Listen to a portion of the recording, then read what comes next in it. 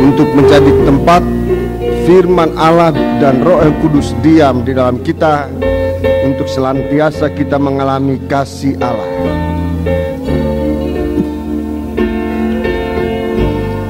Bapa di surga, dalam nama Tuhan Yesus Kristus, kami mengucap syukur dan terima kasih untuk semua kesempatan Engkau berikan kepada kami. Tubuh yang sehat, jiwa dan roh yang tenang Engkau berikan kepada kami pada saat ini, untuk duduk di bawah kaki Dikau mendengarkan firman-Mu. Bapa, kesempatan ini kami ingin gunakan ya Tuhan. Hati kami merindu untuk mendengarkan firman-Mu, namun kami menyadari keterbatasan kami dalam kemampuan untuk bisa mendengar dengan baik, untuk mengerti, untuk mempercayainya. Tetapi kami percaya pula bahwa Roh-Mu yang suci ada di tengah-tengah kami.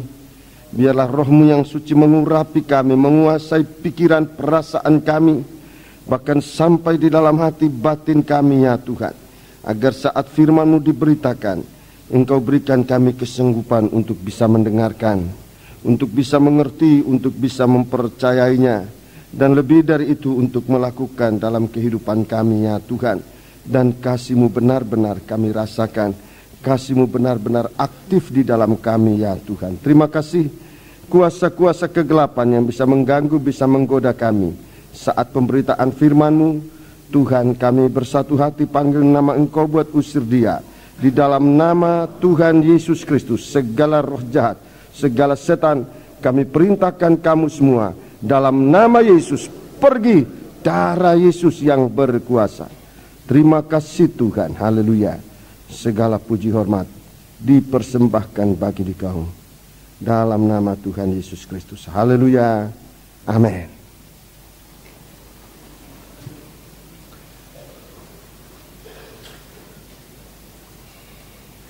Sidang jemaat yang dikasihi Tuhan, salam sejahtera dan selamat berbahagia dalam menerima sabda Tuhan dalam nama Tuhan Yesus Kristus.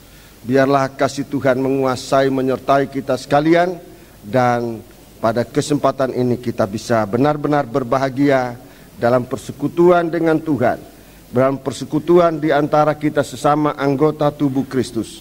Di antara kita mungkin saja ada saudara-saudara yang baru datang dari luar kota, dari luar pulau, mungkin dari luar negeri, bahkan tidak mustahil dari tetangga-tetangga gereja, tetangga-tetangga kita yang ada di kota Surabaya, yang pada hari ini berbakti bersama-sama dengan kita. Kepada saudara-saudara sekalian kami menyampaikan selamat datang, selamat bersekutu dengan saudara-saudara sekalian yang ada di sini. Selamat berbahagia menikmati firman Tuhan, untuk kita mempersembahkan persembahan rohani yang bisa berkenan kepada Tuhan. Baiklah, kita akan duduk dengan tenang saat ini, saat pemberitaan firman Tuhan. Namun sebelumnya saya juga akan menyampaikan kepada saudara untuk kita mengingat bahwa pada bulan depan, bulan November, kita dipercayakan oleh Tuhan untuk memenuhi undangan kerinduan dari umat Tuhan yang ada di Kalimantan Tengah, tepatnya di kota Palangkaraya. Kita akan mengadakan kebaktian persekutuan yang kita akan layani bersama dalam satu tim yang lengkap, kompak seluruhnya, baik tim yang akan turun langsung ke lapangan maupun yang tinggal di kota Surabaya. Kita dalam satu kesatuan, dan kita saat-saat ini sudah harus mengkompakkan persekutuan kita agar pekerjaan ini bukan pekerjaan satu orang, tetapi kita sudah harus belajar bekerja dalam satu tim tubuhnya Kristus. Itu sebabnya saya anjurkan untuk kita nanti dalam doa rantai yang akan diadakan pada tanggal 6 mulai jam 00 tanggal 6 ya. Tanggal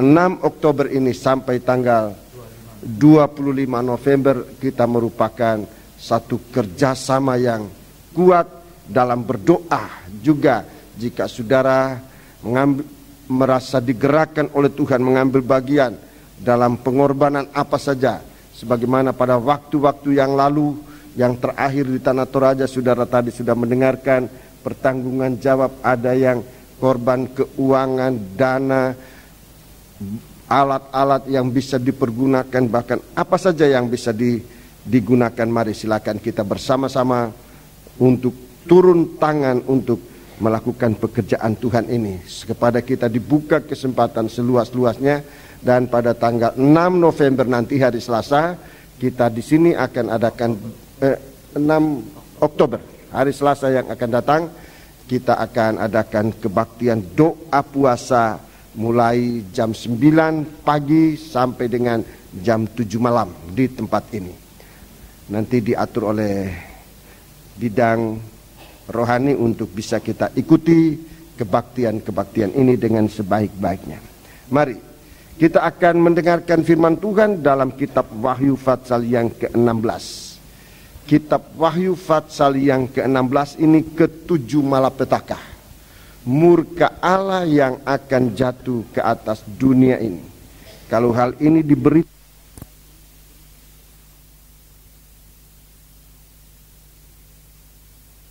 diberitakan oleh Tuhan bagi kita sekalian, artinya Tuhan ingin supaya sidang jemaat ini mempersiapkan diri agar tersingkir, agar luput dari curahan murka Allah ini.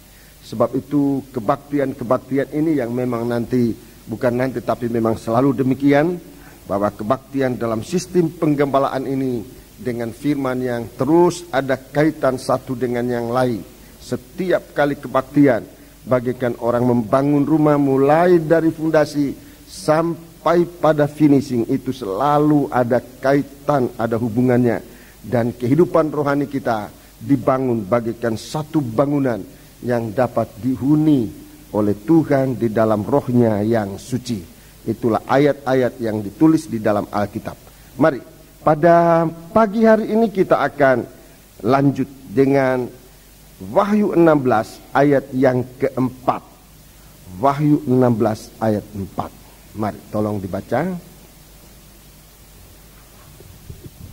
Dan malaikat yang ketiga menumpahkan cawanya atas sungai-sungai dan mata-mata air, dan semuanya menjadi darah. Ya, ini murka atau cawan yang ketiga. Malaikat yang ketiga menumpahkan cawannya atas sungai-sungai dan mata-mata air, dan semuanya menjadi darah. Ini murka atau tulah yang ketiga dari 7 bokor yang sedang dicurahkan. Kita sudah mendengar tulah yang pertama menyangkut bisul yang jatuh atas tubuh manusia. Kemudian atas lautan masyarakat, lautan manusia merupakan masyarakat orang-orang fasik, masyarakat yang terdiri dari orang-orang Kristen yang gugur dari iman. Kemudian masyarakat Kristen yang tidak turut dibangun menjadi rumah Allah, satu kehidupan yang tidak berpegang teguh pada kebenaran di dalam kasih, tidak tumbuh. Satu kehidupan Kristen yang tidak tumbuh, satu kehidupan Kristen yang tidak mengalami pertumbuhan sampai pada berbuah-buahkan buah yang dapat dipersembahkan kepada Allah. Ini juga akan gugur. Kemudian satu kehidupan Kristen yang nanti akan diombang-ambingkan oleh karena kehidupan ini bimbang. Ada banyak kebimbangan. Kita sudah harus mempersiapkan diri di hari-hari ini sebagai orang Kristen, supaya hidup kita menjadi hidup Kristen yang benar-benar nanti akan menerima pahala dari Tuhan.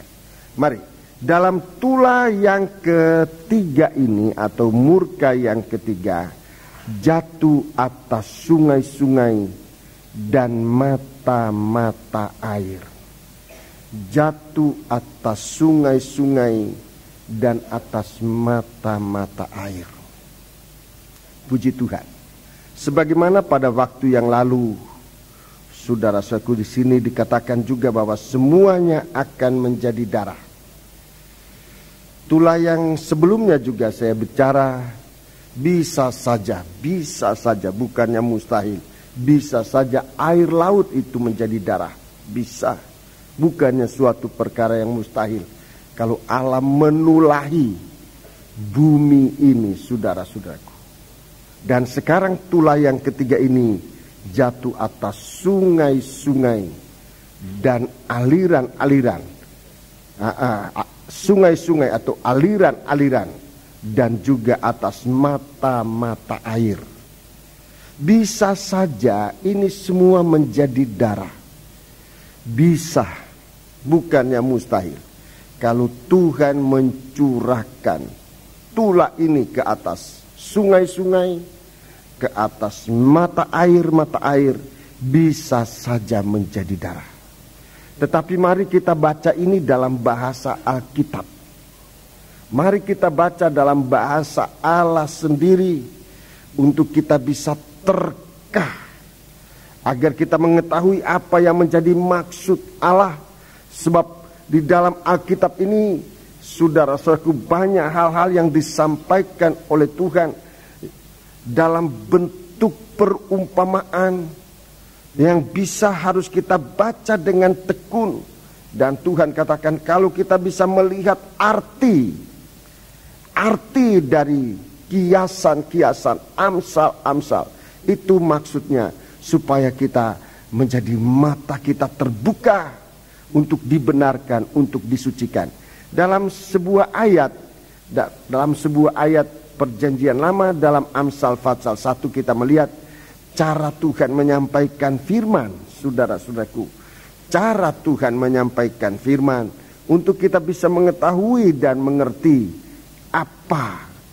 bagaimana Tuhan berbicara dalam kehidupan kita.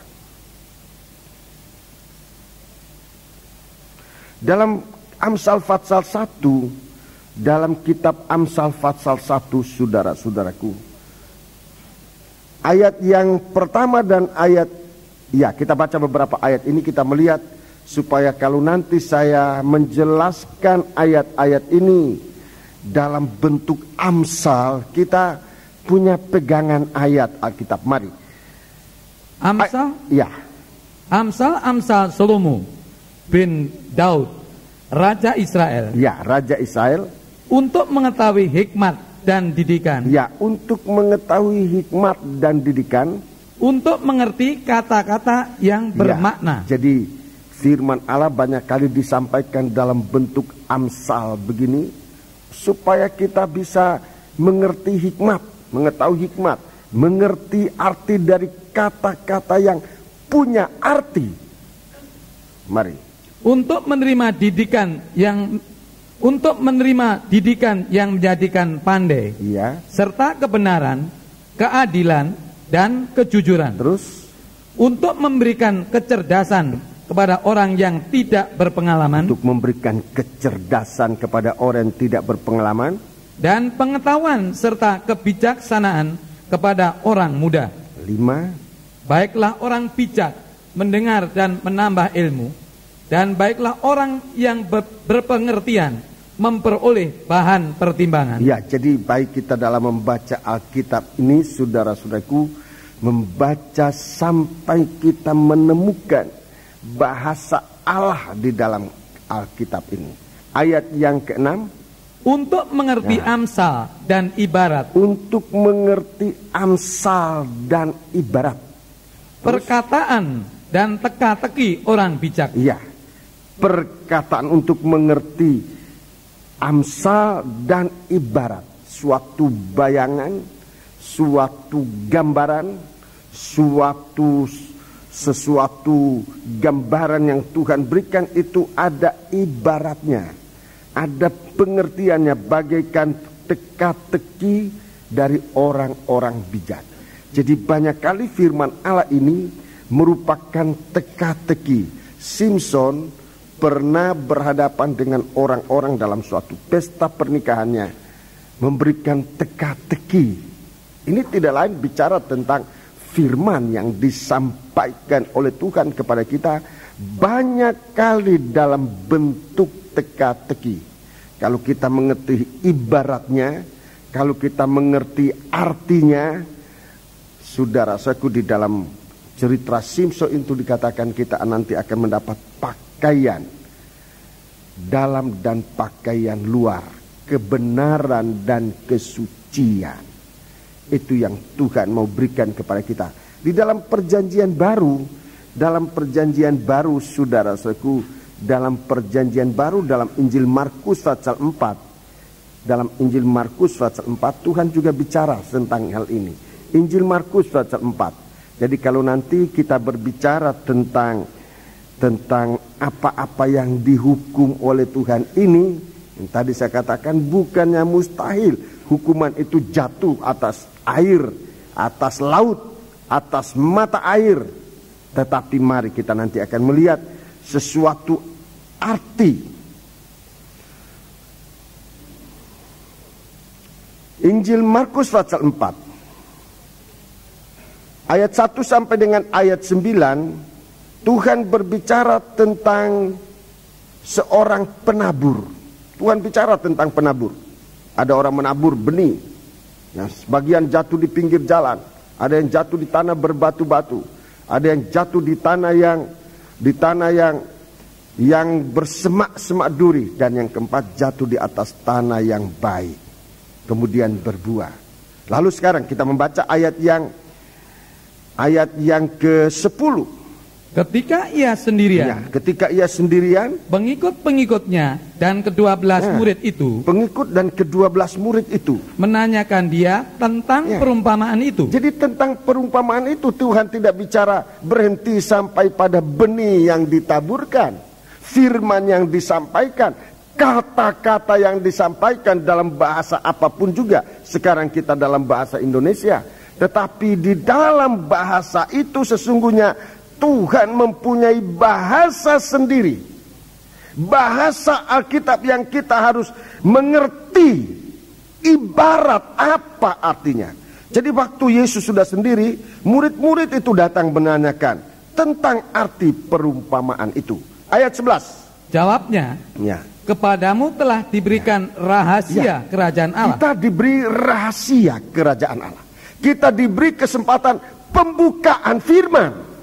Kita diberi rahasia kerajaan Allah. Terus, tetapi kepada orang-orang luar. Tapi kepada orang-orang luar, artinya orang yang tidak memasukkan diri di dalam pendalaman hubungannya dengan Tuhan, itu orang luar.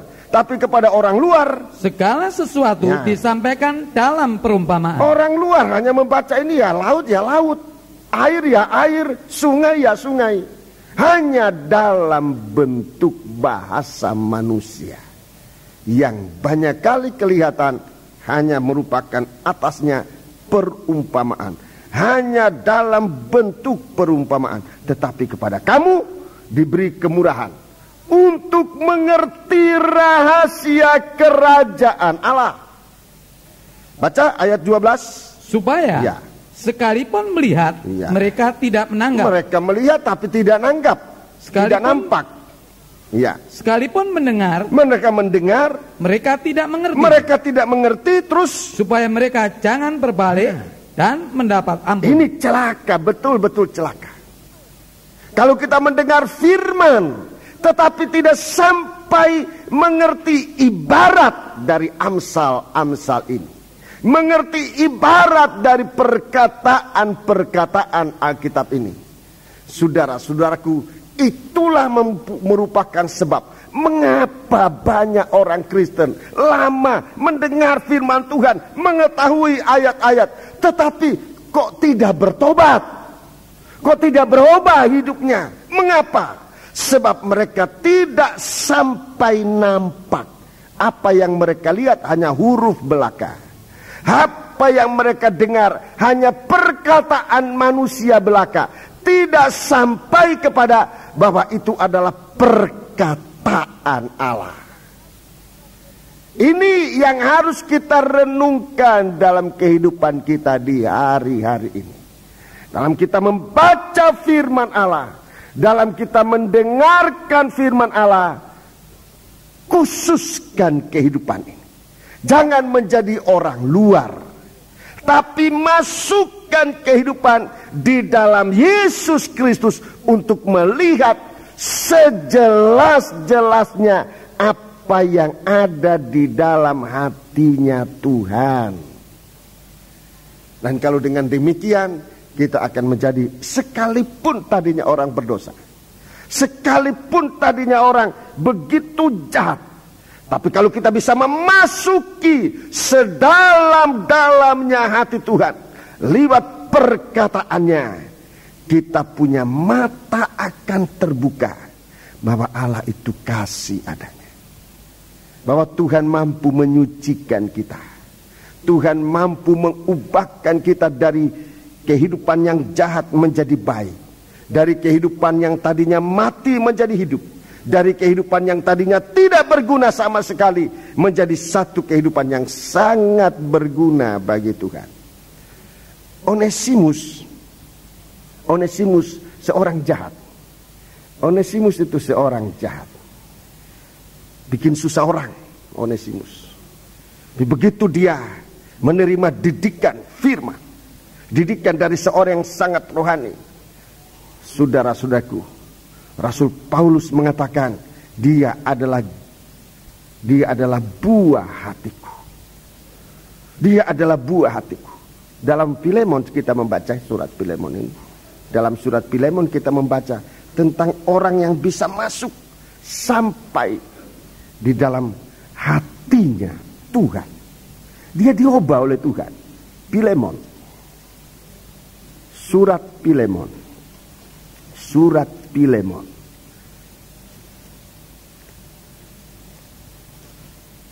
Ya. Ayat yang ke-10. Filemon ini hanya satu fatsal. Ayat yang ke-10. Mengajukan permintaan kepadamu, ya, mengenai anakku yang kudapat selagi aku dalam penjara, ya, yakni Onesimus. Onesimus ini orang yang bikin susah banyak orang. Onesimus ini orang jahat. Ayat 11. Dahulu memang dia tidak berguna bagimu. Dahulu dia memang tidak berguna bagimu. Ini orang jahat, orang tidak berguna, orang fasik, orang tidak berguna, orang yang hanya menjadi sampah masyarakat. Terus, tetapi sekarang sangat berguna, ya, baik bagimu kita lihat, maupun bagiku. Ya, coba kita lihat sampai di mana Onesimus ini membawa dirinya dan dibawa oleh Tuhan sampai ke dalam hati batinnya. Ayat 12. Dia kusuruh kembali kepadamu. Dia kusuruh kembali kepadamu. Dia yaitu buah hatiku. Dia yang adalah buah hatiku. Jadi sedalam hati.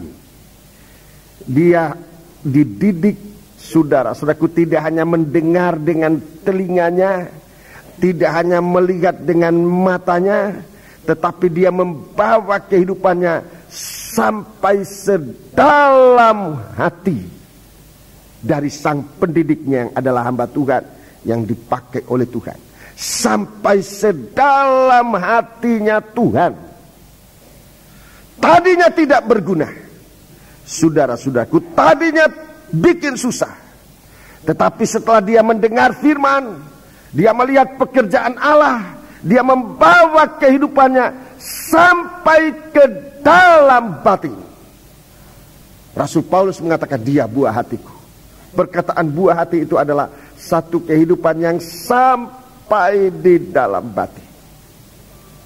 Banyak kali saudara-saudaraku kita tidak mengerti seseorang. Banyak kali kita menjatuhkan hukuman atas seseorang. Banyak kali kita menghakimi seseorang. Sebab kita tidak menyelami sampai di dalam hatinya. Sebenarnya apa? Sebab kata-kata ini masih tidak sempurna. Apa yang ditulis dalam bahasa manusia itu masih sangat tidak sempurna, saudara-saudaraku. Sebab tidak ada bahasa di dunia ini yang sempurna untuk menggambarkan bagaimana kasihnya Allah. Tidak ada satu perkataan manusia yang bisa menggambarkan bagaimana hukuman Allah atas orang yang menolak kasih Allah. Itu sebabnya kita perlu membaca firman Allah dan membawa kehidupan kita sampai di dalam hatinya Tuhan, untuk mengerti Amsal ini ibaratnya apa, untuk mengerti teka-teki ini artinya apa, untuk mengerti yang ditulis dengan bahasa manusia, dalam hal ini buat kita sekarang dalam bahasa Indonesia yang sungguh-sungguh tidak mampu untuk menjelaskan apa yang diketahui, apa yang dikehendaki oleh Allah. Hanya kalau kita mengambil satu sikap, mengecilkan diri kita sekecil-kecilnya di hadapan Tuhan, untuk bisa masuk dalam lubang yang kecil pun, sebesar pori saja, kalau Tuhan bukakan kita kesempatan, kita bisa masuk dan kita bisa melihat kerajaan Allah ini dengan segala pengertiannya. Mari kita membaca di dalam Wahyu pasal yang ke-16 tadi tentang hukuman yang ketiga. Bagaimana dasarnya? Kalau hanya dalam bahasa Indonesia kita bisa berkomentar banyak. Kalau hanya dalam bahasa apa saja masih bisa kita komentari. Seperti kesaksian-kesaksian tadi, 2 kesaksian, komentar yang juga dikomentari. Ya, saudara, hanya bisa dikomentari, bisa. Tetapi kalau kita sampai pada pengertian bahasanya Allah, kita bisa melihat kasih itu yang sebenarnya bagaimana. Dan ini tidak bisa diucapkan dengan kata-kata. Hanya orang yang mengalami, hanya orang yang masuk sedalam-dalamnya bisa tahu itu. Saya pun dalam berkhotbah ini menggunakan bahasa manusia.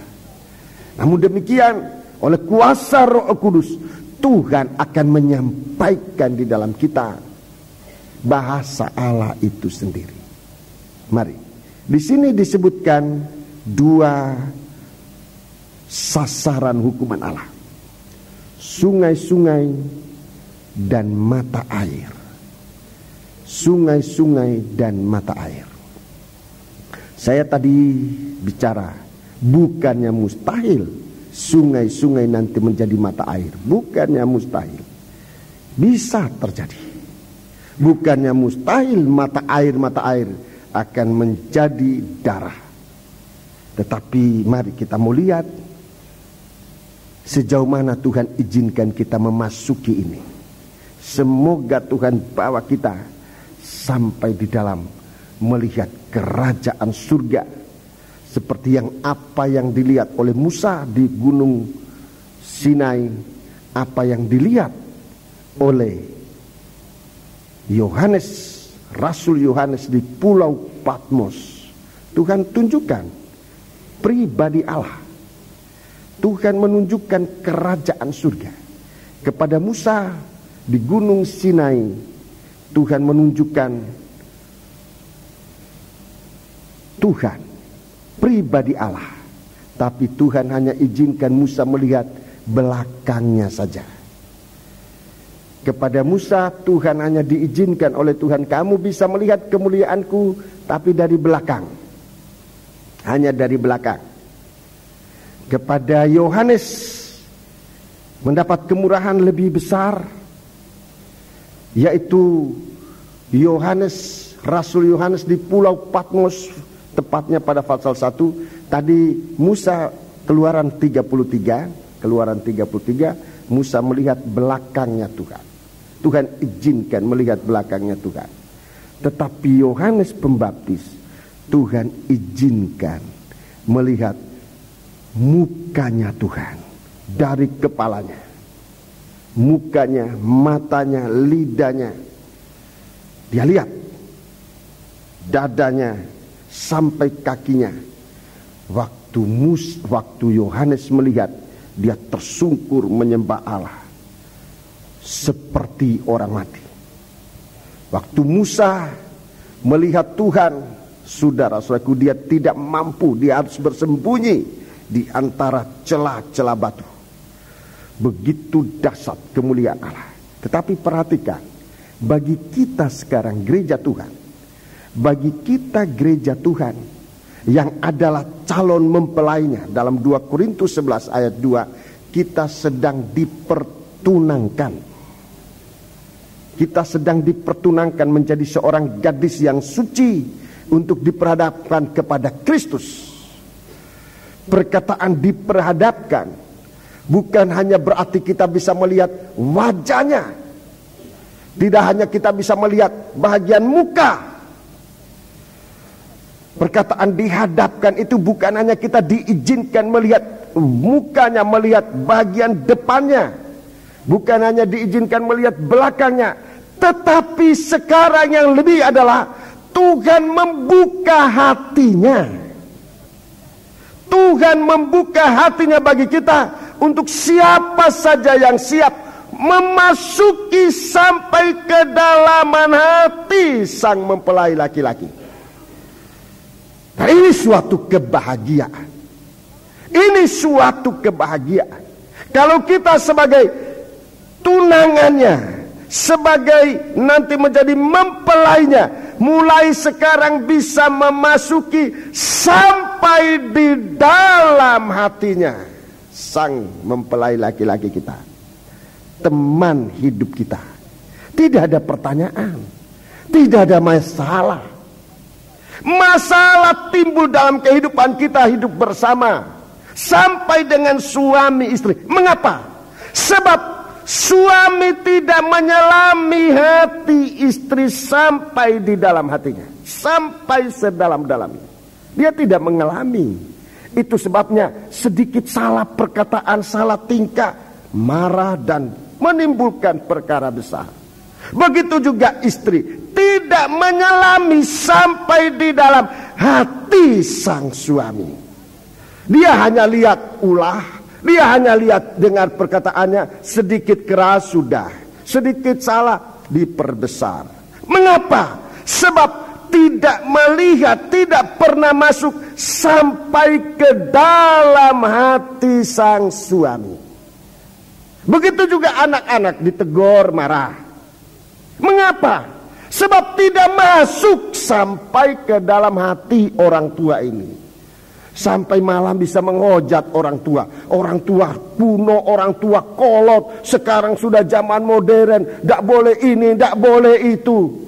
Dia hanya dengar perkataan tidak boleh, jangan ini, jangan itu. Dia tidak masuk sampai di dalam hati dari sang ayah, sang ibu. Coba saudara-saudara kita sekarang, kalau kita mau mengerti ini, mendengarkan firman Allah adalah merupakan kesempatan Tuhan membuka hati untuk kita masuk sampai di dalam hatinya Tuhan, supaya jangan timbul macam-macam. Ya, saya gunakan tadi istilah aja, komentar. Tidak banyak komentar terhadap firman, tetapi kita masuk. Kalau Tuhan katakan jangan, itu apa artinya jangan itu?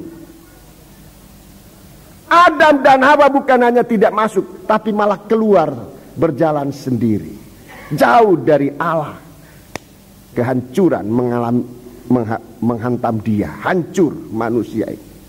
Tapi kalau kita masuk di dalam hatinya Allah, kita akan ketahui kalau Tuhan ini memberikan teguran, memberikan nasihat, memberikan firman-Nya, kita akan menjadi tahu apa maksudnya Tuhan.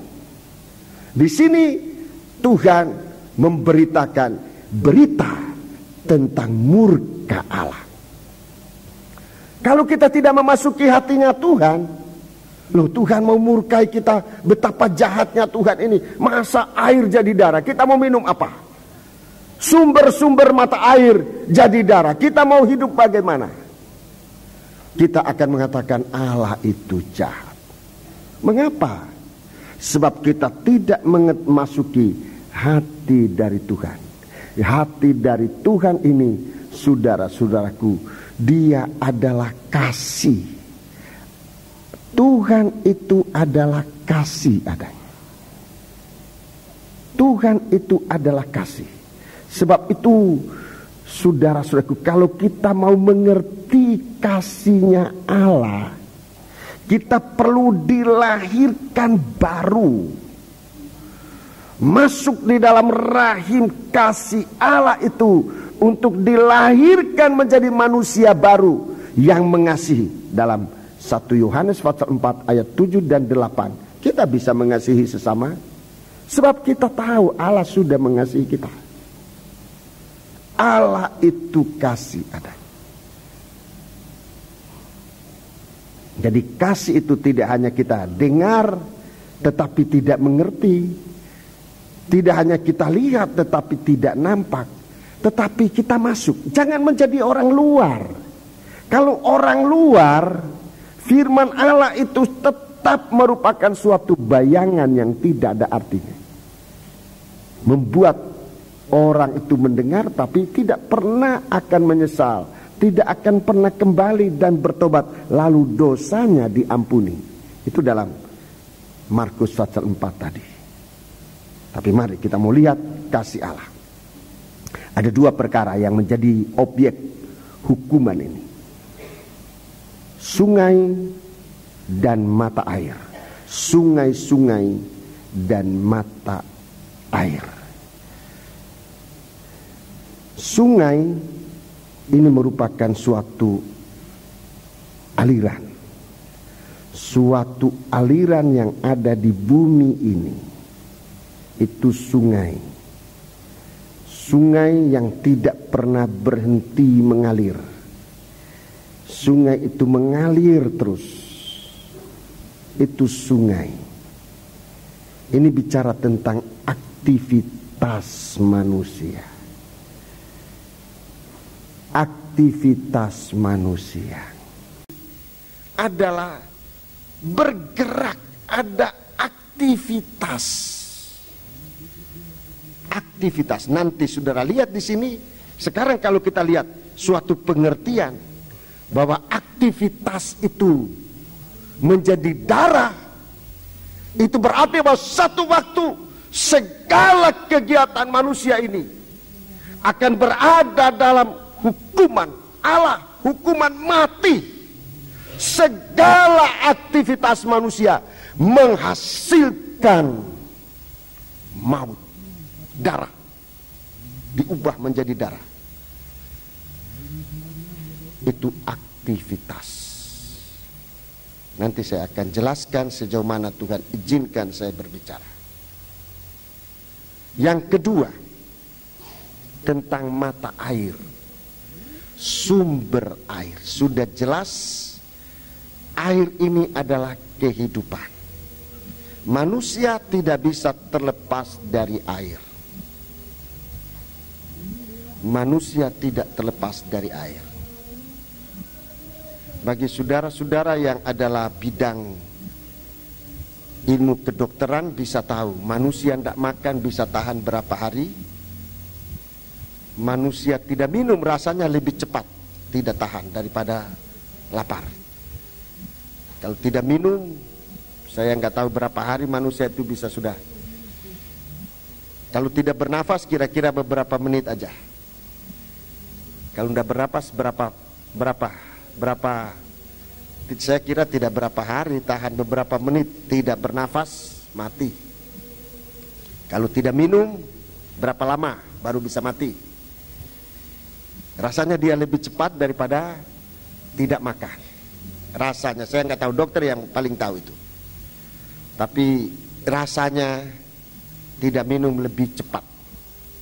Jadi kalau nanti mata air jadi darah, ini berarti memperpendek kesempatan hidup. Sumber kehidupan ini semakin pendek. Sumber kehidupan. Marilah kita memeriksa ini. Jadi dua hal ini yang akan dihukumkan. Sumber kehidupan manusia. Sumber kehidupan manusia di bawah ancaman murka Allah. Sumber kehidupan manusia. Nanti aktivitasnya ini sebetulnya ada hubungan dekat sekali antara sumber kehidupan dengan aktivitas kehidupan manusia ini. Itu sangat erat hubungannya.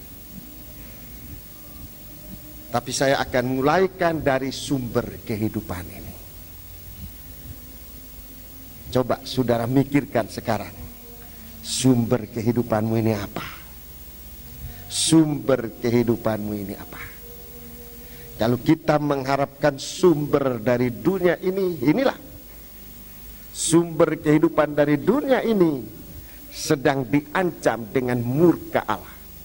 Itu menjadi darah. Sumber kehidupan manusia akan diancam oleh hukuman. Saya tidak usah terlalu muluk-muluk berbicara, tapi saudara lihat keadaan, lihat sendiri sekarang, bahwa kalau sumber dunia yang kita harapkan sebelumnya saudara, kita sudah melihat bagaimana bahwa sumber kehidupan ini terancam. Ini baru boleh dikatakan baru kulitnya saja yang terancam. Baru kulitnya, PHK, saudara, usaha bangkrut, ditutup. Dan kita merasakan di Indonesia ini mulainya. Sampai maafkan saya pernah tercetus perkataan tanpa saya sengajakan, tercetus perkataan. Jangan-jangan kiamatnya dunia ini mulai dari Indonesia. Tapi selang beberapa bulan kemudian memang kita melihat, saudara, imbas dari apa yang kita istilahkan krisis. Kita baru sebut krisis moneter mulai dari Indonesia ini. Berita yang terakhir yang kita dengar ini sudah mulai mendunia. Sudah mulai mendunia. Kalau ini berjalan terus, saudara-saudaraku, krisis ini berjalan terus dan tidak dapat dihentikan, dan memang sulit sekali untuk krisis moneter aja. Para ahli sudah tidak mampu untuk mengatasinya, sebab memang sulit. Kalau ini terus, bisa dibayangkan rasanya tahun depan, tahun yang paling sulit. Sebab krisis ini akan mendunia, akan menjadi sangat sulit. Di mana sekarang sumber kehidupan kita? Sudah saatnya kita memikirkan sekarang. Bukannya saya suruh berhenti bekerja, tetapi sumbernya di mana? Bukannya semua kita sekarang harus mengungsi kemana-kemana. Kita mengungsi ke bulan pun. Dalam kitab Habakuk dikatakan, sampai kamu ke bintang, salah satu bintang, kamu membuat sarangmu di sana bagaikan burung Raja Wali. Aku akan menendang, aku akan menginjakkan kamu kembali ke tempatmu. Tidak ada tempat yang aman sekarang ini. Kalau Tuhan mulai mencurahkan bokor yang ketiga ini, sumber kehidupan akan kena tulah. Apakah sekarang kita sudah mulai memikirkan? Minggu yang lalu saya menyerahkan anak di Jalan Johor, seorang anak dari salah satu saudara. Saya menyerahkan anak dan saya berbicara tentang bagaimana memelihara anak ini. Kita sudah memikirkan bisa memberi nafkah. Ini biasa. Umum kita mempunyai anak, kita punya tanggung jawab memberi makan, menyekolahkan. membawa dia di gereja, ini sudah umum. Tapi cara yang satu yang banyak kali tidak dipikirkan adalah bagaimana orang harus hidup dalam kebenaran. Itu pemeliharaan yang luar biasa. Bahwa manusia ini dipelihara oleh Tuhan, bukan hanya dari roti dengan roti, bukan hanya dari pengetahuan, sekalipun itu penting, roti itu penting, pengetahuan itu penting, ibadah itu penting, tetapi semua ini harus diikat oleh kebenaran. Roti-roti yang benar. Jangan batu diubahkan menjadi roti. Itu enggak benar. Pendidikan yang benar. Ibadah yang benar. Bagaimana kita hidup benar? Itu sumber air. Itu kehidupan kita yang harus kita peliharakan. Mari, di saat semacam ini nanti, di saat semacam ini dalam Roma Fatsal 12, Roma Fatsal yang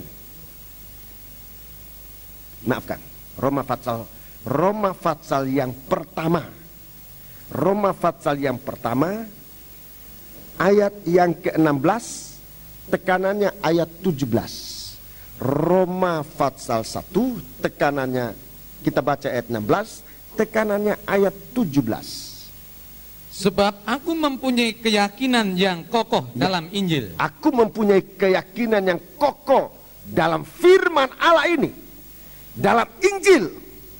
Aku mempunyai keyakinan yang kokoh dalam Injil ini. Terus, karena Injil adalah kekuatan Allah. Ya, karena Injil adalah kuasa Allah yang menyelamatkan. Yang menyelamatkan setiap orang yang percaya. Setiap orang percaya. Pertama-tama orang Yahudi, tetapi juga orang Yunani. Perhatikan ayat 16. Sebab 17. Sebab di dalamnya nyata kebenaran Allah yang bertolak dari iman. Bertolak dari iman. Dan memimpin kepada iman. Seperti ada tertulis, orang benar akan hidup oleh iman. Ini yang tidak bisa jadi darah. Ini sumber kehidupan. Haleluya. Ini sumber kehidupan yang diabaikan oleh orang sekarang. Injil itu sumber kehidupan yang dikecilkan, yang dihinakan, yang tidak dipikirkan oleh orang. Firman Allah itu sumber kehidupan. Di saat sumbernya dunia ini nanti akan dimurkai, akan kena tulah, di sana nanti orang benar akan hidup oleh iman. Orang benar akan hidup oleh iman. Dalam Fatsal 10 surat Roma,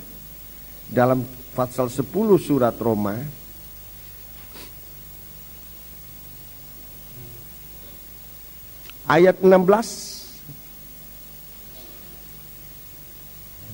ayat Fatsal 10 ayat 16 dan 17.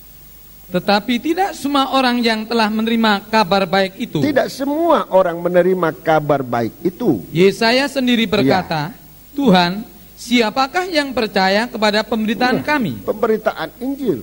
Siapa mau percaya? Kalau kita baca Yesaya 53, kita bisa melihat di sana bagaimana manusia menempatkan Kristus di dalam Injil itu di tempat yang tidak layak, sama sekali tidak layak. Tidak dilihat orang. Saya cepat teringat kepada kelakuanku dulu. Masih remaja saudara-saudaraku. Saya sudah Kristen sejak kecil.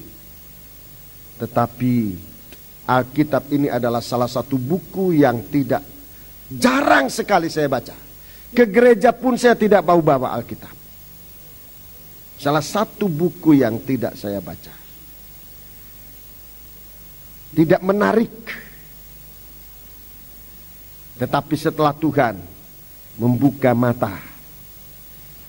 Setelah Tuhan membuka mata. Inilah buku yang kemana-mana saya pergi saya bawa. Sebab kasih Allah itu menunjukkan sumber kehidupan di dalamnya. Orang benar akan hidup dari imannya. Ini kehidupan nanti. Orang benar akan hidup dari iman ini, dari Injil. Tetapi tidak semua orang telah menerima kabar baik itu. Yesaya sendiri berkata, Tuhan, siapakah yang percaya kepada pemberitaan kami? Dia bagikan taruk, dia bagikan tunas yang keluar dari lubang batu, dari celah-celah batu. Mukanya rupanya jelek sekali, sehingga kita tidak mau melihat dia. Begitu tidak disukai. Ceramah yang paling tidak disukai banyak kali adalah ceramah tentang firman Allah. Paling tidak disukai. Tetapi itu sumber kehidupan. Di saat sumbernya dunia ini tidak mampu menolong lagi. Di saatnya pengetahuan manusia tidak mampu menolong manusia lagi. Di saat itu kita akan lihat orang-orang benar. Orang benar bagaimana? Apa yang dikatakan benar? Yaitu sekarang ini menempatkan firman yang utama dari segala-galanya. Itu orang benar. Orang yang fasik, orang yang tidak benar, itulah yang menolak Injil. Itu tidak benar. Di saat nanti sumber kehidupan di bumi ini akan menjadi darah, dia benar-benar kolaps. Benar-benar akan ambruk. Tapi kalau orang-orang benar yang tahu memulaikan hidupnya dari firman Allah, dia akan hidup oleh iman yang tidak bisa dipikirkan oleh manusia. Mata tidak bisa melihat bagaimana cara Allah memeliharakan orang yang mengasihi Tuhan. Sangat indah. Ayat 17. Jadi iman timbul dari pendengaran. Dan pendengaran oleh firman Kristus. Ya, terus 18. Tetapi aku bertanya. Adakah mereka tidak mendengarnya? Apakah mereka tidak mendengarnya? Memang mereka telah mendengarnya. Mereka mendengar tetapi tidak mengerti. Mereka melihat tetapi tidak nampak. Baca terus. Suara mereka sampai ke seluruh dunia. Suara mereka sampai ke seluruh dunia. Dan perkataan mereka sampai ke ujung bumi. Terus. Tetapi aku bertanya. Adakah Israel menanggapnya? Apakah mereka menanggapi firman Allah ini? Bagaimana ulah manusia sekarang terhadap firman Allah? Jelas kita bisa lihat bahwa dalam penyelesaian masalah banyak kali kita tidak lari kepada firman Allah untuk menerima kebenaran firman. Banyak kali dalam menyelesaikan masalah kita kemukakan kebenaran dari dunia. Kebenaran si A, si B. Mencontoh teladan dunia yang kebenarannya tidak mutlak. Sementara ada kebenaran dari firman. Apalagi kalau kita mengemukakan kebenaran diri sendiri. Kebenaran diri sendiri menghasilkan perbantahan, perselisihan. Sebab dua orang mempunyai kebenaran sendiri. Dan ini tidak sama. Kebenaran si A lain dengan kebenaran si B. Dan kalau ini bertemu, ini pasti bertentangan. Sebab mereka memegang kebenaran diri sendiri. Tapi kebenaran ini kalau kita temukan di dalam firman, di dalam kebenaran firman, dengan mempercayai firman, di situ tempat pertemuan yang indah sekali. Kita baca sekali lagi ayat 18. Tetapi aku bertanya, adakah mereka tidak mendengarnya? Apa firman Allah tidak disampaikan? memang mereka telah mendengarnya. Sudah dengar, tiap minggu diberitakan. Suara mereka sampai ke seluruh dunia. Iya. Dan perkataan mereka sampai ke ujung bumi. 19. Tetapi aku bertanya, adakah Israel menanggapnya? Ya, terus. Pertama-tama Musa berkata, aku menjadikan kamu cemburu terhadap orang-orang yang bukan umat, dan membangkitkan amarahmu terhadap bangsa yang bebal. Dan dengan berani Yesaya mengatakan, aku telah berkenan ditemukan mereka yang tidak mencari aku.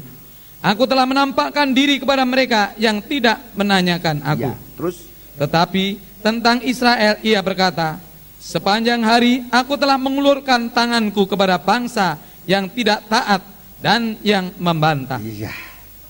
Ini kesalahan yang Tuhan tunjukkan kepada kita di hari-hari ini. Terjadinya krisis-krisis yang terjadi sekarang ini bersumber dari manusia melupakan Allah.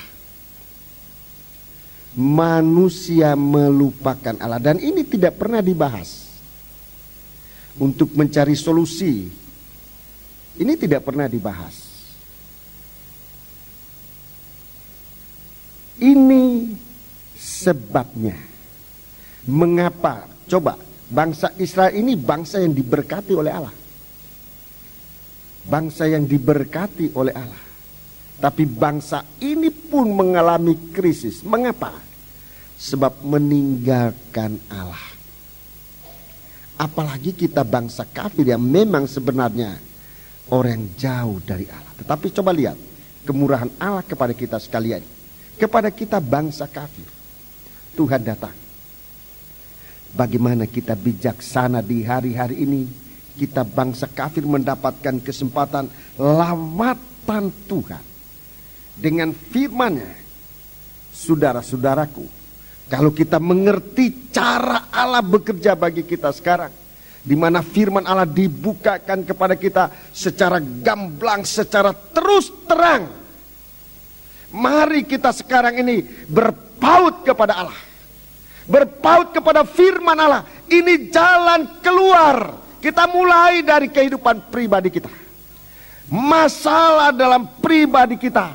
Coba sekarang sudah saatnya kita mau melepaskan diri dari persoalan pribadi lewat kebenaran firman. Jangan kebenaran yang lain. Kebenaran firman. Mari sekarang meningkat kepada nikah kita. Banyak krisis, banyak masalah dalam nikah. Mari kita selesaikan lewat kebenaran firman. Dari rumah tangga, dari nikah ke rumah tangga, dari rumah tangga dengan rumah tangga. Terus nanti kalau ini tumbuh, sekalipun mulainya dari antara batu-batuan, dari kehidupan yang sangat kering. Tapi kalau ini sudah dimulaikan pertumbuhan kebenaran ini, inilah yang dapat menolong kita. Yohanes pasal yang ke-8.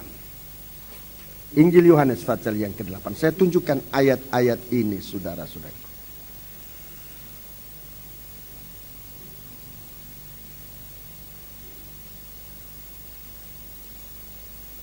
Ayat 30.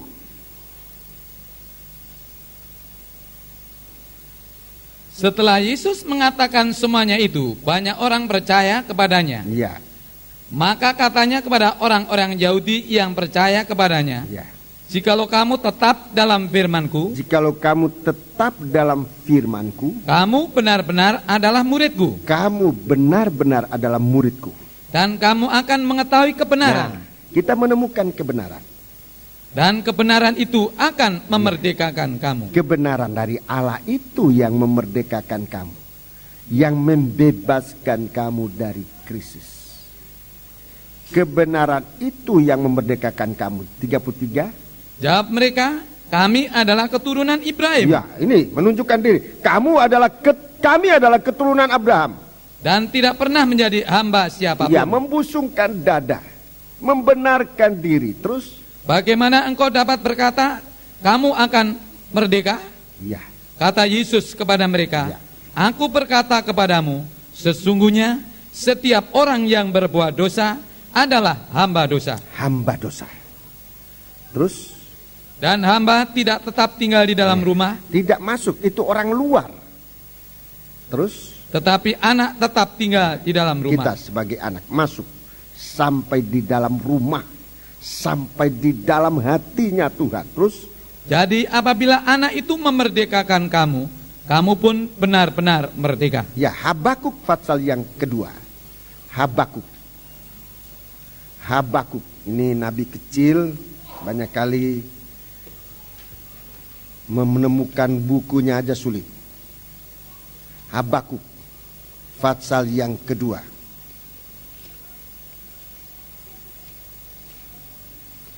Nahum, Habakuk. Jadi kita lihat semacam orang Israel mendengar firman tapi malah membusungkan dada. Habakuk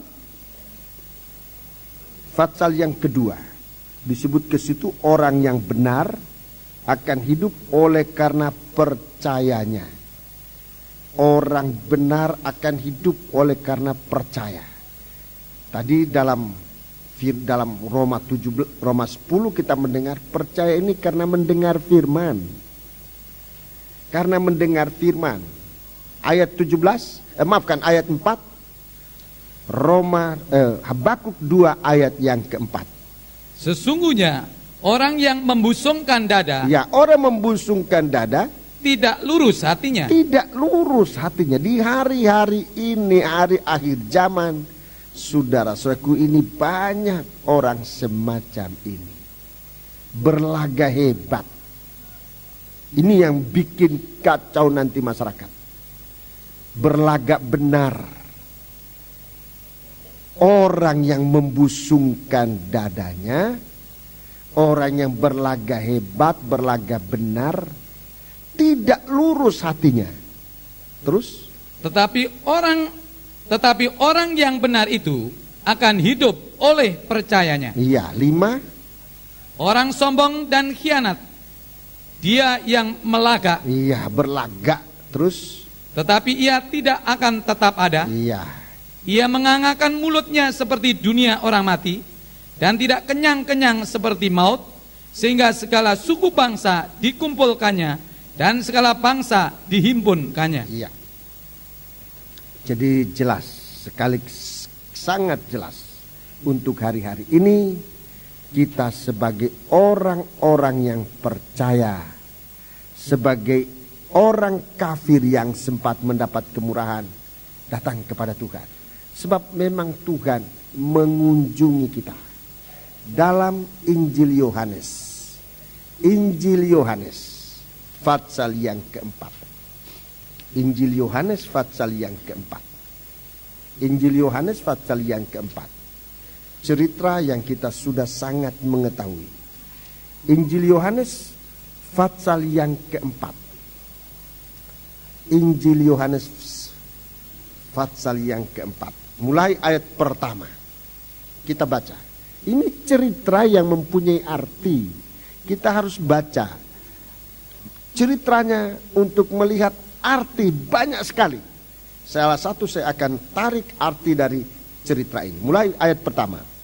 Ketika Tuhan Yesus mengetahui bahwa orang-orang Farisi telah mendengar bahwa ia memperoleh dan membaptis murid lebih banyak daripada Yohanes, meskipun Yesus sendiri tidak membaptis melainkan murid-muridnya, ia pun meninggalkan Yudea dan kembali lagi ke Galilea. Iya, meninggalkan Yudea, kembali lagi ke Galilea.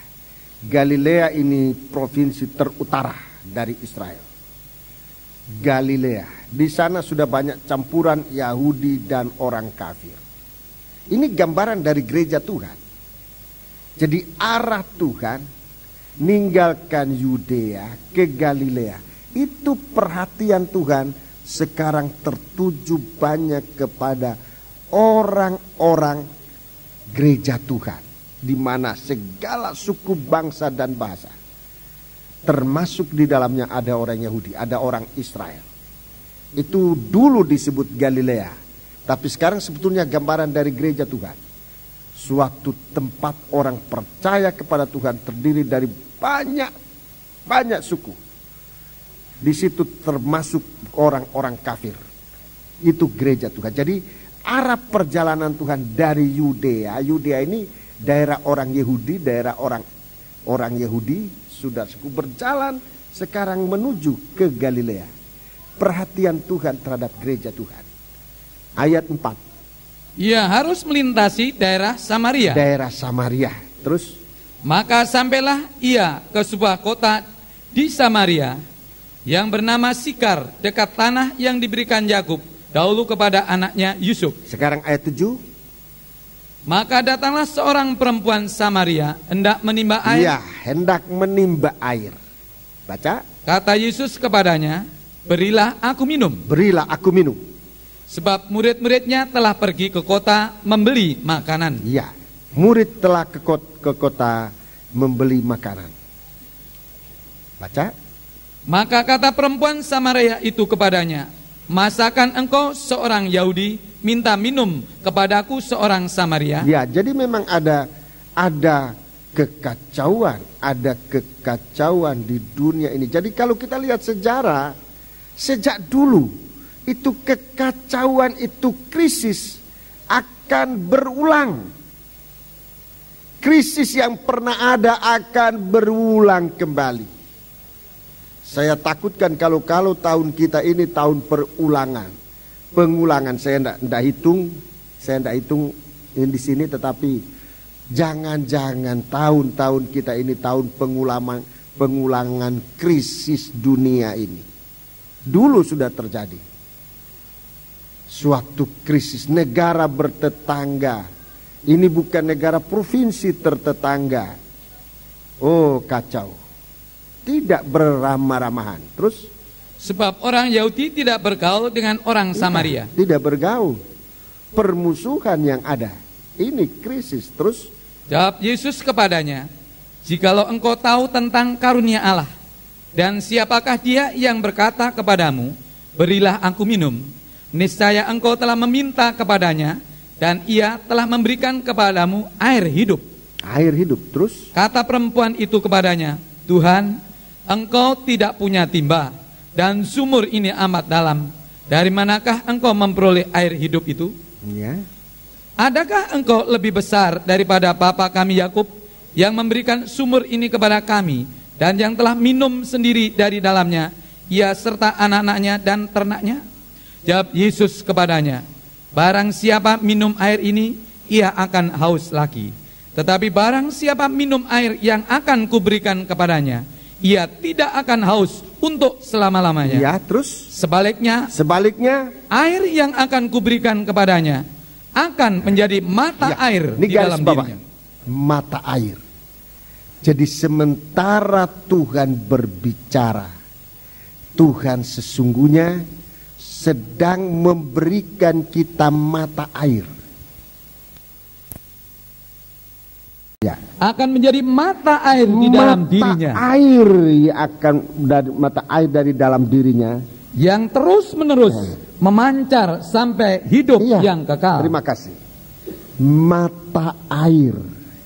Ini yang nanti sumber kehidupan. Sumber kehidupan bukan untuk di dunia ini saja, saudara-saudaraku.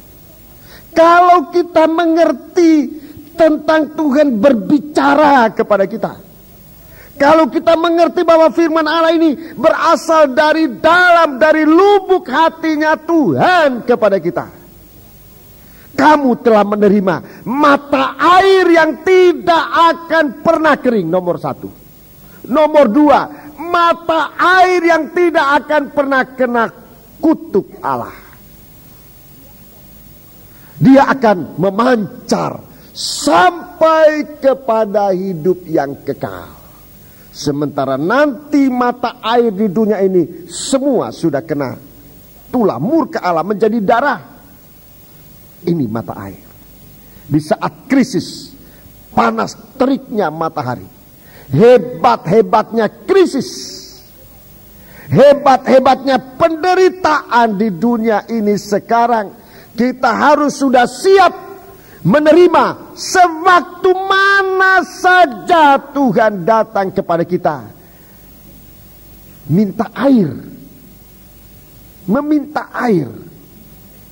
Apakah artinya meminta air ini?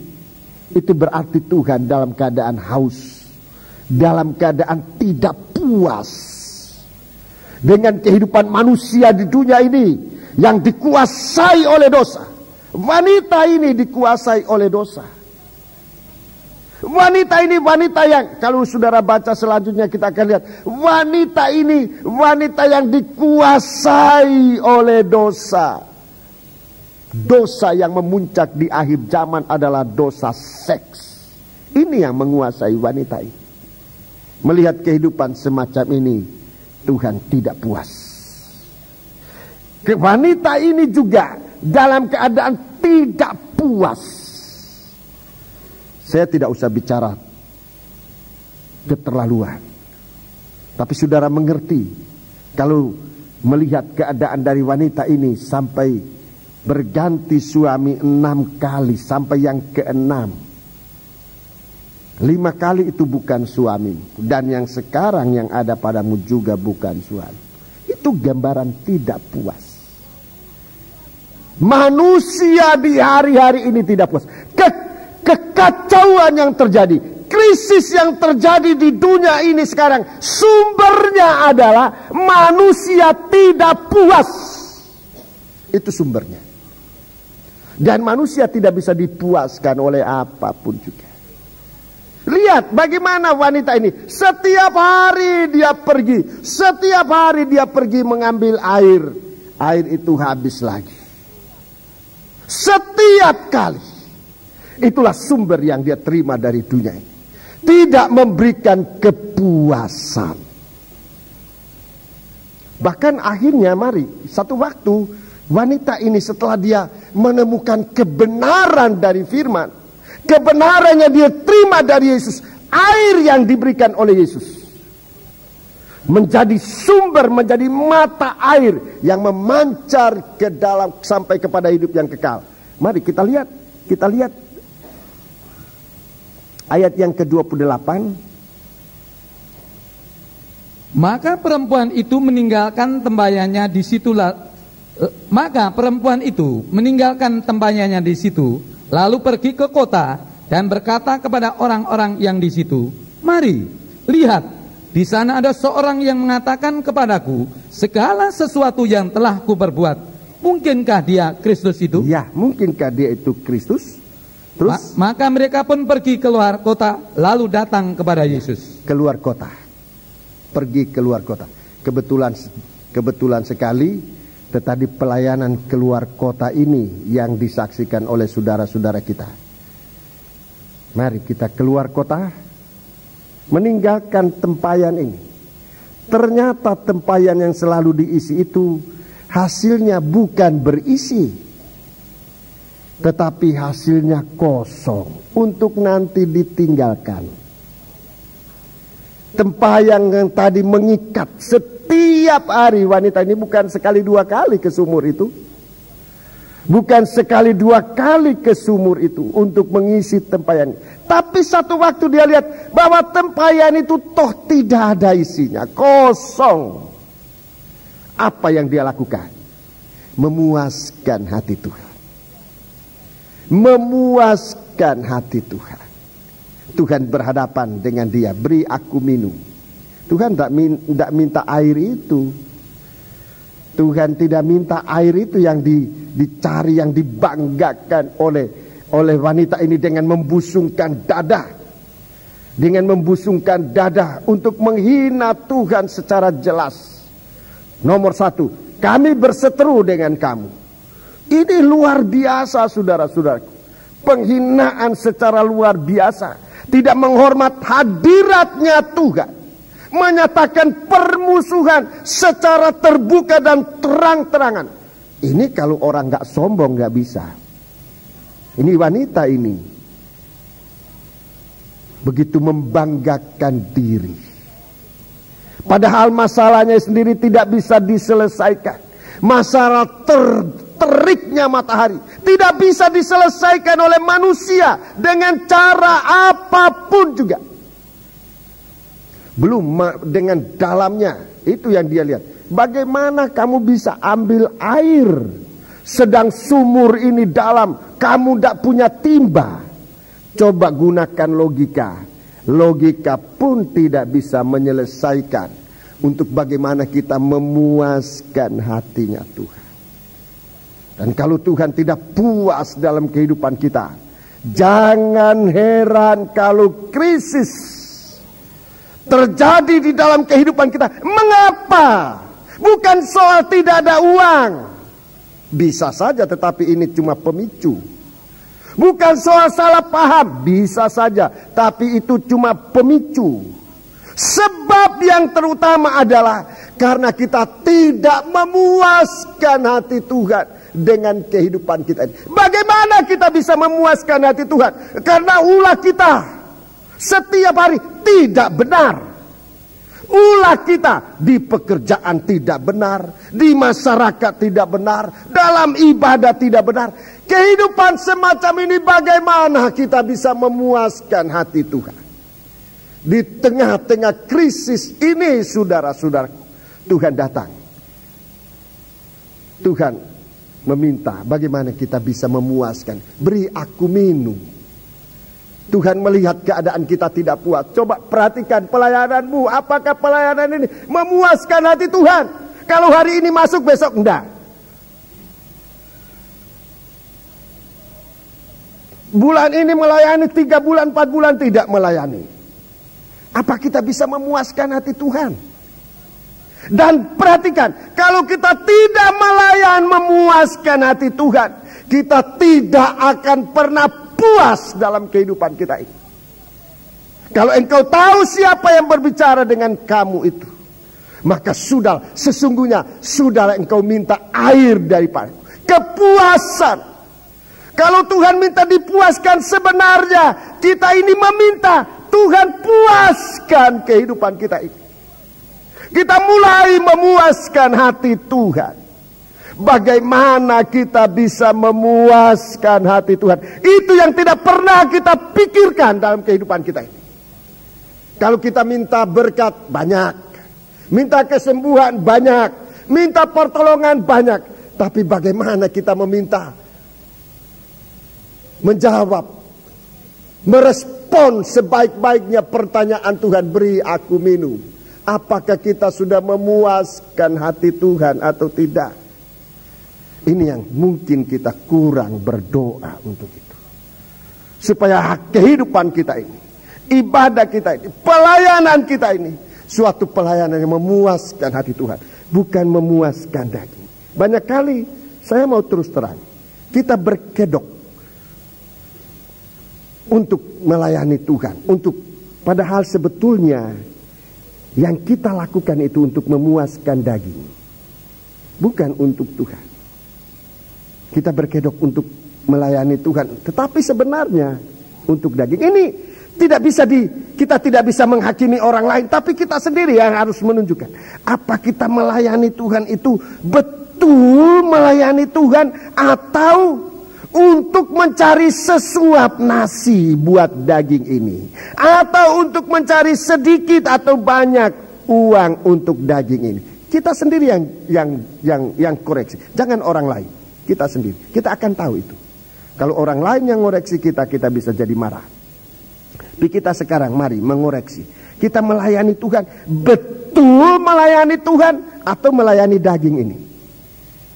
Tapi kita bicara melayani Tuhan, tapi sebenarnya bukan. Hanya melayani keinginan daging ini. Yang Rasul Paulus mengatakan semuanya itu tidak ada gunanya.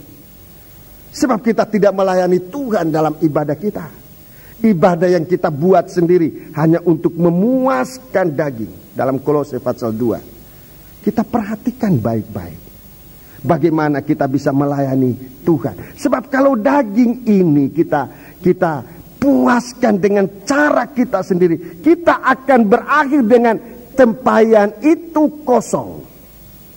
Untunglah wanita ini begitu dia ketahui ini, begitu dia menemukan Yesus, sumber air kehidupan, dan percaya kepada dia, dia tidak ragu-ragu untuk meninggalkan buyungnya yang kosong itu. Dan dia pergi menceritakan. Dalam ayat yang ke-30, maka mereka pun pergi keluar kota, lalu datang kepada Yesus. Dari satu orang yang tahu memuaskan hati Tuhan. Dari tahu memuaskan hati Tuhan. Di dalam ayat berikutnya, saudara-saudaraku, ayat 40. Ketika orang-orang Samaria itu sampai kepada Yesus, mereka meminta kepadanya supaya ia tinggal pada mereka, dan ia pun tinggal di situ 2 hari lamanya. 41. Dan lebih banyak lagi orang yang menjadi percaya karena perkataannya. Dan mereka berkata kepada perempuan itu, kami percaya. Kami percaya, ini perkataan puas. Kami sekarang percaya. Terus, tetapi bukan lagi karena apa yang kau katakan. Terus, sebab kami sendiri telah mendengar dia, telah melihat, telah mendengar dia. Dan terus, kami tahu bahwa dialah benar-benar juru selamat dunia. Ini kepuasan. Ini kepuasan. Kalau kita tahu memuaskan Tuhan. Tuhan memakai kehidupan kita. Kita lihat di sini, ini suatu kebangunan rohani yang besar. Seluruh kota, orang-orang Samaria itu mendengar. Banyak orang Samaria dari kota itu telah menjadi percaya kepadanya.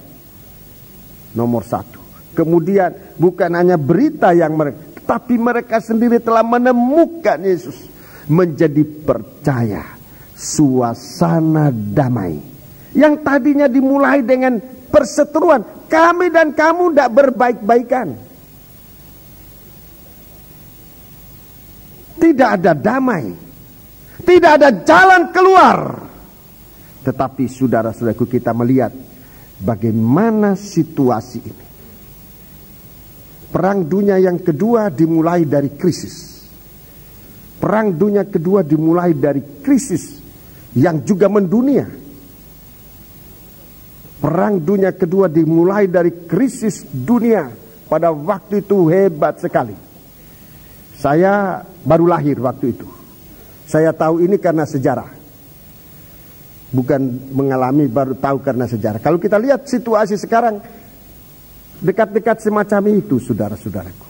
Ini perang dunia. Kalau terjadi bukan perang dunia ketiga, tetapi perang seluruh dunia. Bisa perang saudara, bisa perang antara rumah tangga, anak melawan orang tua melawan anak. Ini perang seluruh dunia, dimulai dari krisis. Jadi kita sudah harus hati-hati. Krisis dimulai karena hati manusia tidak puas. Bagikan orang haus. Kalau saudara coba dengar apa yang diserukan sekarang. Apa yang diserukan sekarang. Di tengah-tengah bangsa kita saja. Ketidakbenaran sesungguhnya dasarnya adalah manusia tidak puas. Ketidakpuas ini sudah memicu segala kejadian-kejadian. Mari kita yang sempat mendengar firman Allah, sumber mata air kehidupan. Kalau kita mendengar firman dan percaya, ini kehidupan kita. Ini bagaimana kita bisa hidup benar di hadapan Tuhan. Kita mendapat pemeliharaan Tuhan sehingga walaupun nanti dunia ini akan dihukum, air menjadi darah, sumber dari dunia ini akan menjadi darah, tapi orang-orang yang percaya akan hidup oleh kebenaran. Sementara orang-orang dunia ini akan membusungkan dada dengan hati di dalam hatinya penuh dengan kelicikan. Saudara-saudaraku, kita dipelihara oleh Tuhan di dalam firman-Nya. 2 buah ayat yang saya baca dalam Mazmur pasal 37. Mazmur pasal 37. Kita melihat di tengah-tengah ketidakpuasan ini, Tuhan masih memelihara orang-orang benar ini. Orang benar akan hidup dari iman. Ayat 21. Ayat 21. Orang fasik meminjam dan tidak membayar kembali. Ini orang fasik, lautan manusia. Ini banyak, ini cara umum. Nanti ini akan secara umum, secara global, mendunia. Orang meminjam tidak membayar kembali. Terus? Tetapi orang benar adalah pengasih dan Orang pemurah. benar adalah pengasih dan pemurah. Terus? Sesungguhnya orang-orang yang diberkatinya akan mewarisi negeri, tetapi orang-orang yang dikutukinya akan dilenyapkan. 23. Tuhan menetapkan langkah-langkah orang yang hidupnya berkenan kepadanya. Apabila ia jatuh, tidaklah sampai tergeletak, sebab Tuhan menopang tangannya. Ayat 25. Dahulu aku muda, Dahulu aku muda, sekarang telah menjadi tua, sekarang telah menjadi tua. tetapi tidak pernah kulihat orang benar Tidak pernah kulihat orang benar ditinggalkan atau anak cucunya meminta-minta roti. 26. Tiap hari ia menaruh belas kasihan dan memberi pinjaman, dan anak cucunya menjadi berkat. Ya, ini nanti yang hidup. Orang ini nanti yang hidup. Ini cara yang tidak pernah dipikirkan sekarang. Untuk mendapatkan kehidupan. Ini tidak pernah dipikirkan. Untuk memelihara hidup kita. Untuk memelihara nikah kita. Nikah kita ini terpelihara karena kebenaran. Ini pemeliharaan yang sangat kuat. Uang bisa memelihara, tetapi kebenaran lebih kuat. Kepandaian bisa memelihara, tapi kebenaran lebih kuat. Itu harus kita mikirkan. Dan cara ini yang tidak pernah dipikirkan oleh manusia. Keutuhan rumah tangga, keutuhan nikah, keutuhan hidup bekerja di mana saja, keutuhan pekerjaan kita, menjadi pengusaha, menjadi pegawai, menjadi karyawan, yang menjamin kalau kita benar. Kalau tidak benar, sulit. Sekalipun sekarang ini PHK secara besar-besaran, tapi saya kira yang benar itu tetap. Sekalipun banyak perusahaan yang gugur, tapi coba kita kembalikan kepada kebenaran. Tuhan akan melindungi kita. Dahulu aku muda, sekarang telah menjadi tua, tapi tidak pernah kulihat orang benar ditinggalkan. Ini kesaksian dari Raja Daud. Atau anak cucunya meminta-minta roti. Dalam krisis nanti, orang benar itu akan hidup oleh iman. Jadi saya singkatkan sekarang. Pertanyaan yang harus dijawab secara pribadi. Bagaimana kita hidup benar bagi Tuhan untuk memuaskan hati Tuhan? Ibadah kita ini benar enggak? Kalau kita sudah setia datang, sudah benar. Tingkatkan kesetiaan datang itu. Apa kita sudah tekun mendengarkan firman? Kalau kita sudah tekun mendengarkan firman, tingkatkan. Apakah firman itu kita bukan hanya dengar atau bukan hanya kita dengar, tapi kita mengerti. Bukan hanya kita baca, tapi nampak. Bagaikan kita masuk dalam hatinya Tuhan. Untuk menemukan kebenaran. Dan kebenaran itulah yang akan memelihara kita. Di saat sumber dunia ini akan menjadi darah. Saat itu orang percaya kepada Tuhan. Orang benar akan hidup oleh percayanya. Akan hidup oleh imannya. Sementara orang dunia ini akan membusung-busungkan dadanya. Yang isinya hanyalah tipu daya belaka. Hiduplah benar bagi Tuhan. Dalam Alkitab dikatakan juga, orang percaya itu dari dalam perutnya akan mengalir sungai-sungai air kehidupan. Yohanes pasal 7. Saya tidak bicara soal itu hari ini. Saya hanya bicara dulu tentang percaya ini. Percaya kepada Yesus. Percaya kepada Yesus. Meminta, mempercayakan diri. Percaya di sini artinya mempercayakan diri. Percaya, jikalau kamu tahu siapa yang meminta air kepadamu, tentulah kamu sudah meminta air daripadanya. Dan air yang akan dia berikan, yang aku berikan kepadamu, dari dalam hatimu akan memancar air kehidupan. Ini bicara tentang mempercayakan. Mempercayakan diri kepada Tuhan. Dalam Injil Yohanes pasal 6, ini pekerjaan yang harus kita kerjakan untuk hidup yang kekal. Mempercayakan diri kepada Tuhan. Ini yang harus kita capai. Kita sudah menjadi orang percaya kepada Dia. Tetapi apakah kita sudah sampai kepada sumber air ini? Yaitu mempercayakan diri kepada Tuhan. Inilah pekerjaan yang harus kita kerjakan untuk mendapatkan hidup yang kekal. Jangan kamu bekerja karena makanan yang fana, tapi biarlah kamu bekerja karena makanan yang tidak fana, tapi yang kekal. Apa pekerjaan itu? Kata orang Israel, hendaklah kamu percaya kepada Anak Allah, kepada Dia yang diutus oleh Tuhan ke dunia, itulah Yesus Kristus.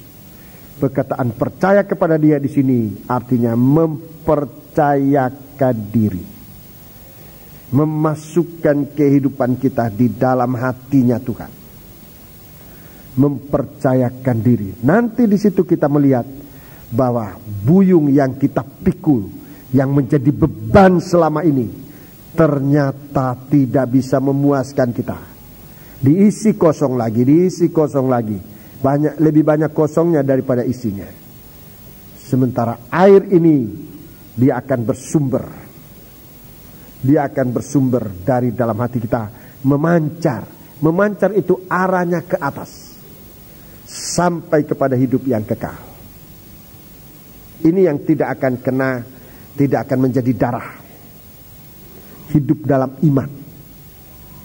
Hidup dalam iman. Ini yang tidak akan binasa. Itu pula yang mendorong kita untuk suka bersaksi. Seperti wanita Samaria ini bersaksi. Dan dalam satu kesaksian itu seluruh kota Samaria datang dan percaya kepada Tuhan. Kita sekarang lihat kesaksian kita masih banyak kurangnya.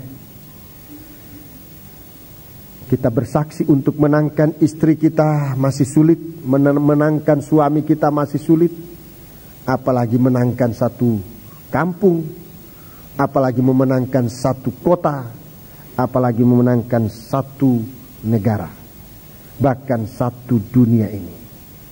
Tetapi marilah, kalau kita mau mempercayakan diri, kalau kita sekian banyak ini, lebih dari 1000 orang, kita semua mempercayakan diri kepada Tuhan, bukannya mustahil, saudara-saudaraku, bahwa gerakan akan terjadi untuk datang kepada Tuhan. Puji Tuhan. Mari kita datang kepada Tuhan. Bangkitlah berdiri.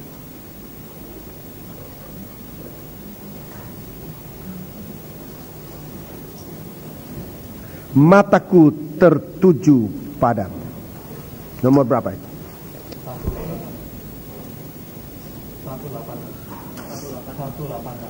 186.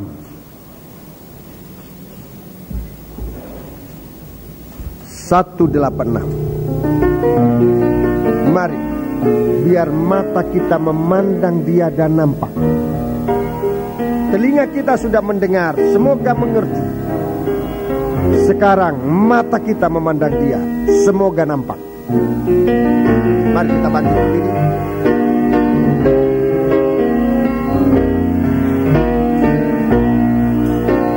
Mata tertuju itu artinya perhatian kita.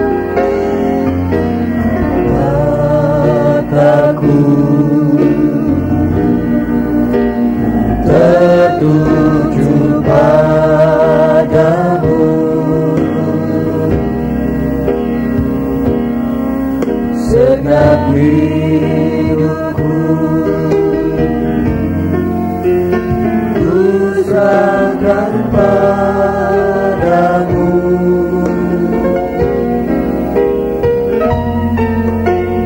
Bimbing aku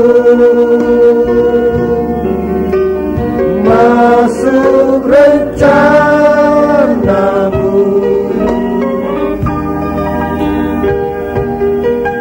untuk membesarkan kerajaanmu.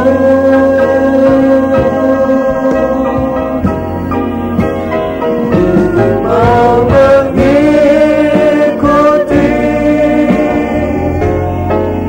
kehendak-Mu ya Bapa. Ku mau selalu menyenangkan, Ku mau selalu menyenangkan hatimu. Ulangi, ku mau selalu. ku mau selalu menyenangkan hatimu. Mataku tertuju padamu.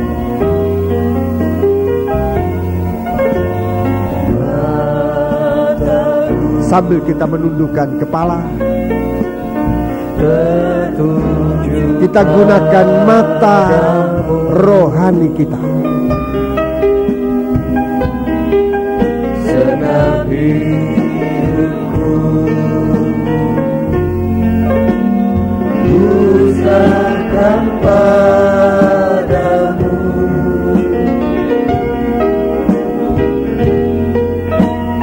Bimbing aku masuk rencanamu,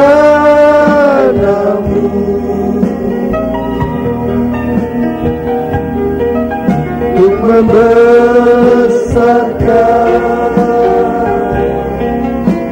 kerajaan-Mu.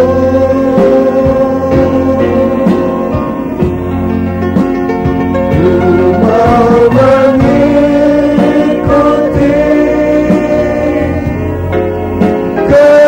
kehendak-Mu ya Bapa. Haleluya.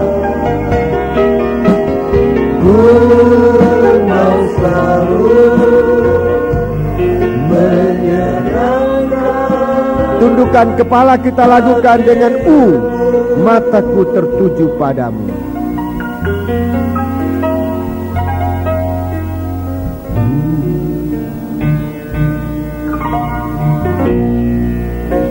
Jika engkau memandang Dia, dapat memandang Dia, dapat nampak Dia,